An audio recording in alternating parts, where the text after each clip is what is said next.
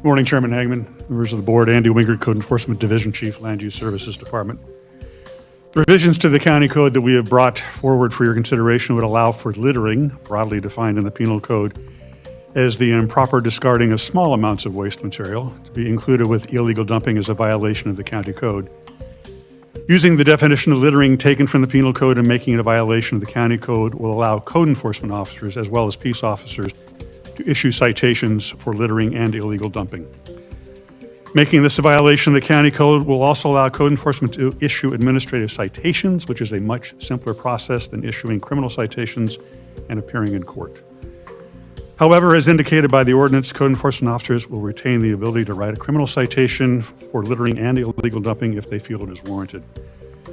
We're recommending approval of the proposed ordinance and schedule for final adoption on August 20th. I would be happy to try and answer any questions you might have. Going to the fine structure under criminal penalties, and you have A, B, and C. Any person convicted of an infraction for littering or illegal dumping in violation of this chapter shall be punished by a fine of $100 upon a first conviction, a fine of $200 for a second conviction, and a fine of $500 upon a third subsequent condition. To me, that is not enough money. This is a serious problem. We need to have a serious approach. The people of the unincorporated areas have to put up with all that trash and the time that it takes for us to get out there.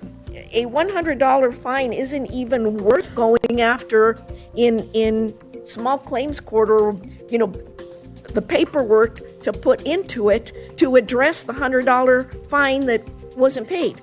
I would like to see the same amounts as in B and C. And if I could, I'd go for higher fines in B and C. Brownfielding, whether it's contaminated, whether it's diverted or through from the landfill, whatever it is, the costs are incurred by the taxpayer, and that is not fair. And we make it as easy as we possibly can through our haulers, through our landfill operators, to be able to go and pick that trash up with a phone call. And we have to get strict. We have to jump on this and address it. I think $100, $200, and $500 fines just don't do it for me.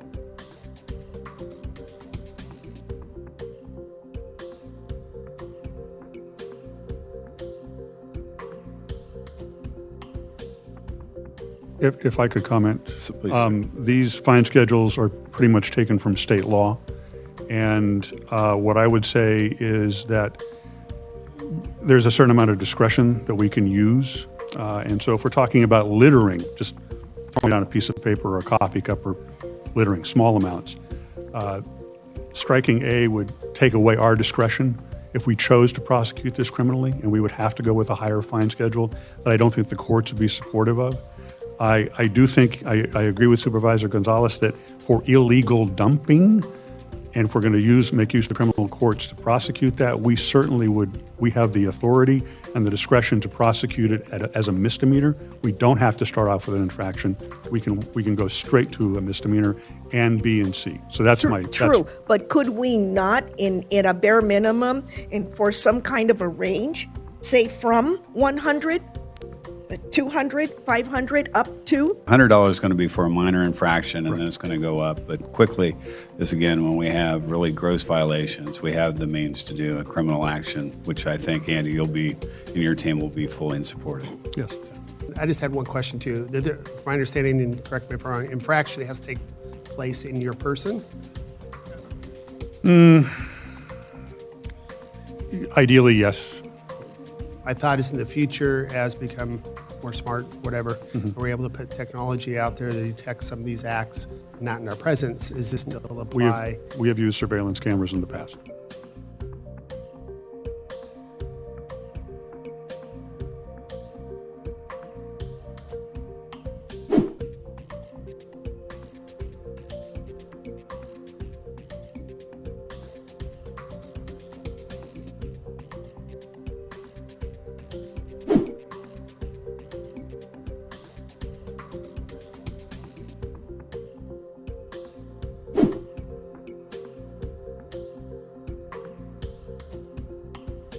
Yeah, so we could still use this new code to prosecute, to go after those with technology.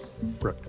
I would say part of our pushing this is not just about the illegal dumping, but the snow play visitors who come to the mountains who are leaving horrendous amounts of trash, but in small quantities individually. Right. And so what we're hoping is that we can perhaps station some code enforcement officers or others who are authorized, catch a few people, make examples, get that out on social media, and drive down the interest of people in coming up there to dump their garbage. We welcome those who want to come up and have a good time and be responsible, and we're hoping we can use this as a tool.